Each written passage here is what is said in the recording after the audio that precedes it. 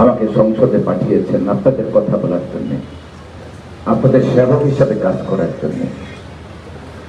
7 জানুয়ারি এই নির্বাচনটি ছিল বাংলাদেশের জন্য দ্বিতীয় একটি যুদ্ধ।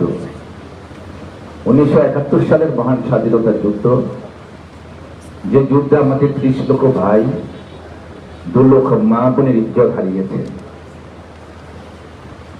এই বাংলাদেশের দেশবরণ্য কবি, সাহিত্যিক, বুদ্ধিজীবী, মেধা শক্তি সম্পন্ন মানুষগুলিকে আমরা হারিয়েছি।